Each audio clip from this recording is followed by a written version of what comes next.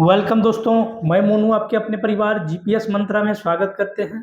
आज हम इस कक्षा में प्रॉफिट लॉस जो कि एक महत्वपूर्ण चैप्टर है अर्थमेटिक का, जिससे प्रत्येक एग्जाम में एक या दो क्वेश्चन आता है, इसके बेसिक कॉन्सेप्ट जो आपके बीच समक्ष रखने का प्रयास करेंगे।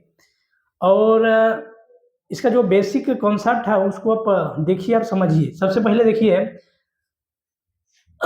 यदि आप पहली बार हमारे इस चैनल पर विजिट किए हैं तो चैनल को लाइक से सब्सक्राइब करना मत भूलिएगा। ध्यान दीजिएगा क्या होता है। सबसे पहले प्रॉफिट एंड लॉस यानी लाभ हानि में जो पढ़ते हैं उसको जानने का प्रयास करते हैं कि क्या होता है। देखिए, प्रॉफिट एंड लॉस कब होता है? जब किसी वस्तु को आप बेचते हैं और खरीदते हैं। खरीद बिक्री में या तो लाभ होता है या हानि होता है। तो ध्यान दीजिएगा कि क्रय मूल्य, इसमें पॉइंट आता है क्रय मूल्य। क्रय मूल्य किसे बोलते हैं? Cost price.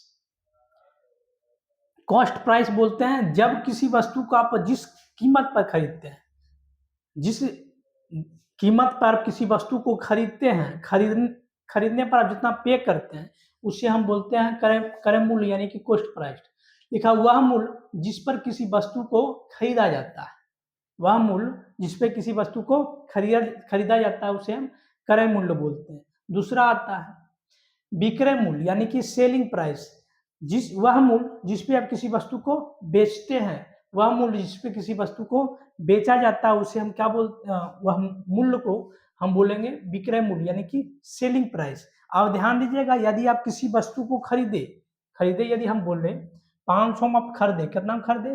500 में खरीदे। और यदि आप 600 में बेच रहे हैं या 400 में बेच रहे हैं, ध्यान दीजिएगा, देख रहे हैं कि 500 में खरीदे और 600 में बेच रहे हैं, यानी कि यहाँ यदि बोलेंगे सीपी बराबर हो जाएगा 500 और एसपी बराबर हो जाएगा, सेलिंग प्राइस बराबर हो जाएगा 600। तो यहाँ क्या होगा? देखिए, 500 में खरीदे 600 में बेचते, यानी कि 100 रुपया का लाभ। क्या होगा? 100 रुपया का लाभ। इसी प्रकार यदि आप 500 में खरीदे 400 में बेचे, कितना होगा? 100 रुपया का हानि होगा। तो ध्यान दीजिएगा, यहाँ लिखा लाभ और हानि।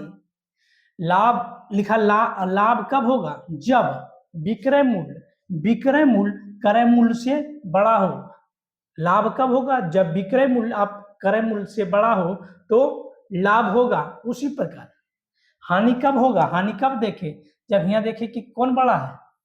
क्रय मूल्य बड़ा है। यहाँ लिखा जब विक्रय मूल्य क्रय मूल्य से छोटा हो। कौन छोटा है? विक्रय मूल्य। कौन बड़ा है? विक्रय मूल्य। कौन छोटा है? विक्रय मूल्य। कौन बड़ा है? क्रय मूल्य। ध्यान दीजिएगा कि जब लाभ कब होगा? जब विक्रय मूल्य बड़ा हो। फिर से एक बार समझिएगा, लाभ कब होगा? जब आपका विक्रय मूल्य बड़ा हो। किससे? क्रय मूल्य से। हानि कब होगा? जब आप खरीद रहे हैं बेसी में, बेच रहे हैं कम में, तो यानी कि विक्रय मूल्य छोटा हो क्रय मूल्य से तो हानि होगा। आइए इस फार्मूला को हम पहले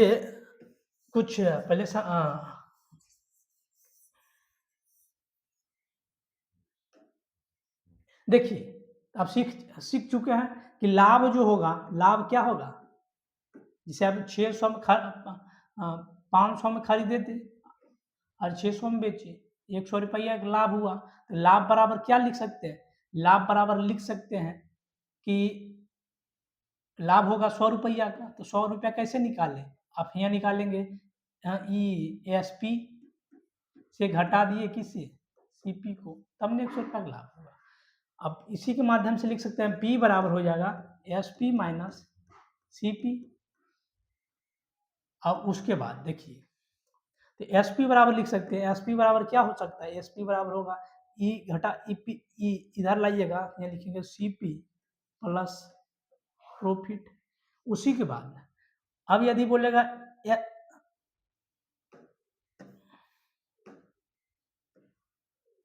सीपी निकालना है, इसी के माध्यम से।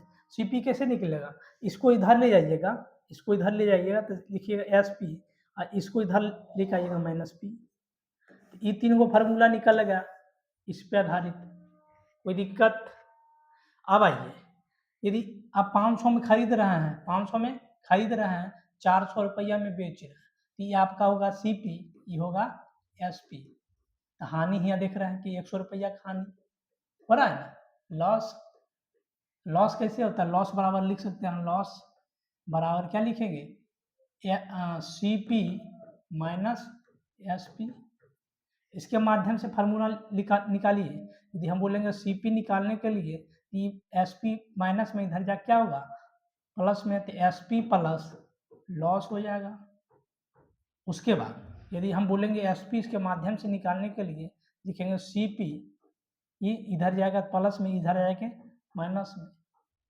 ये 6 को फार्मूला निकल गया। तो ध्यान दीजिएगा, इसमें कुछ है नहीं, इतना लिखने का दरकार है नहीं, आपको समझाने के हम लिख रहे हैं। डायरेक्ट सिंपल से ध्यान दीजिएगा कि हानि जो होगा, हानि कब होगा, जब आप देख रहे हैं कि आपका क्रय मूल्य विक्रय मूल्य से बड़ा हो, है ना। जब देख रहे हैं आप कि आपका जो क्रय मूल्य है विक्रय मूल्य, मतलब ज़्यादा में खरीद रहे हैं और कम में बेच रहे हैं तो हानि होगा, और कम में खरीद रहे हैं ज़्यादा में बेच रहे हैं तो लाभ होगा। सिंपल से याद कीजिएगा, कुछ है नहीं। चलिए आगे देखते हैं, इसके इसी के कॉन्सेप्ट को देखते हैं। वही लिखा है ना, वही आपका जो हम सूत्र अभी बताए हैं कि लाभ बराबर क्या होता है, विक्रय मूल्य माइनस क्रय मूल्य, और हानि बराबर क्या होगा, क्रय मूल्य माइनस विक्रय मूल्य। इसी के माध्यम से क्या होगा, अब देखिए विक्रय मूल्य निकालना है, ये जो माइनस में इधर या क्या होगा, तो लिखेंगे क्रय मूल्य प्लस लाभ, यहाँ लिख दिया क्रय मूल्य प्लस लाभ।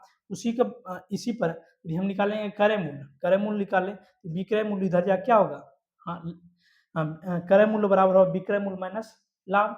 अब देखिए हानि के फार्मूला पर हानि बराबर दिया है, हानि बराबर क्रय मूल्य माइनस विक्रय मूल्य। इसमें बोला है कि विक्रय मूल्य कैसे निकलेगा, विक्रय मूल्य इधर भेज दीजिएगा, प्लस में इधर माइनस होगा, क्रय मूल्य माइनस हानि, क्रय मूल्य माइनस हानि। अब बोलेगा क्रय मूल्य निकालने, क्रय मूल्य निकालिएगा क्या, विक्रय मूल्य प्लस हानि, विक्रय मूल्य प्लस हानि। ये जो कॉन्सेप्ट है, जो आप देख रहे हैं अभी, जो हम समझाए, एक मतलब प्रॉफिट एंड लॉस का एक बेसिक कॉन्सेप्ट है, इसको पकड़िए और समझिए, थोड़ा ध्यान दीजिएगा। अगला सब कॉन्सेप्ट यदि आप इतना सीख चुके हैं तो अगला पर जाते हैं। अब लिखा लाभ और हानि परसेंट, लाभ और हानि परसेंट। लाभ और हानि परसेंट जो भी होता है वो क्रय मूल्य पर होता है। तो लाभ परसेंट बराबर लिखेंगे लाभ बटे क्रय मूल्य इंटू 100। हानि बराबर लिखेगा हानि बटे क्रय मूल्य गुना 100, है ना। अब ये मुख्य बात है, थोड़ा ध्यान दीजिएगा। ये लिखा यदि विक्रय मूल्य क्रय मूल्य से अधिक हो, जो कि हमने बता चुका, तो लाभ होगा। यदि क्रय मूल्य विक्रय मूल्य से कम हो तो हानि होगी। और लिखा यदि विक्रय मूल्य और क्रय मूल्य समान हो, यदि दोनों सामान्य में मतलब आप जितना खरीदे उतने में बेच दिया, न तो लाभ होगा न तो हानि होगा। यही लिखा है, यदि विक्रय मूल्य और क्रय मूल्य समान हो तो न तो लाभ हो न तो हानि होगी। चौथा में लिखा है लाभ या हानि हमेशा क्रय मूल्य के आधार पर प्रतिशत में निकाली जाती है, इसी प्रकार निकाली जाती है। चलिए हम जो आप यदि आप इस कॉन्सेप्ट को समझ चुके हैं तो हम जो दो तीन को मैथ बताते हैं आप बनाने का प्रयास कीजिए, है ना। आप ध्यान दीजिएगा, है ना। यदि क्वेश्चन में दे दिया कि आप 5000 में कोई वस्तु को खरीदे, 5000 में आप एक साइकिल को खरीदे, है ना, और आप इसको बेच रहे हैं कितना में, इसको आप रंग पेंट फलना ढकना करके बेच रहे हैं आप 7000 में। कितना बेच रहे हैं, 7000 में। अब ध्यान दीजिएगा, इतना में खरीदे इतना में बेच रहे हैं, बड़ा कौन है, SP बड़ा है, SP बड़ा है CP से, क्या होगा, लाभ होगा, प्रॉफिट होगा।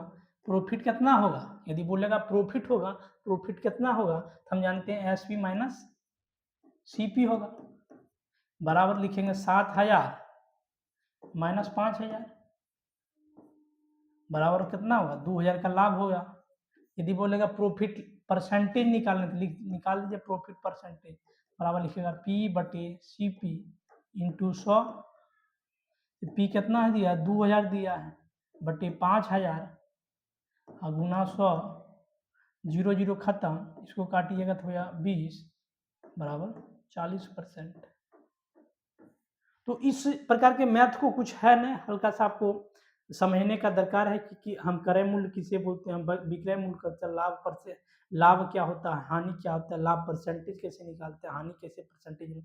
यही 5-6 कॉन्सेप्ट के आधार पर ही लाभ हानि का पूरा चैप्टर का सॉल्व किया जाता है। तो आशा करते हैं हमने जो आपको बेसिक लाभ और हानि के बारे में समझाने का प्रयास किया, समझ में आया होगा। यदि आया है तो अपने दोस्तों के बीच इस वीडियो को शेयर कीजिएगा। यदि हमारे चैनल पे पहली बार आप आए हैं तो इस चैनल को सब्सक्राइब और शेयर जरूर कीजिएगा। धन्यवाद। जय हिंद, जय भारत। धन्यवाद।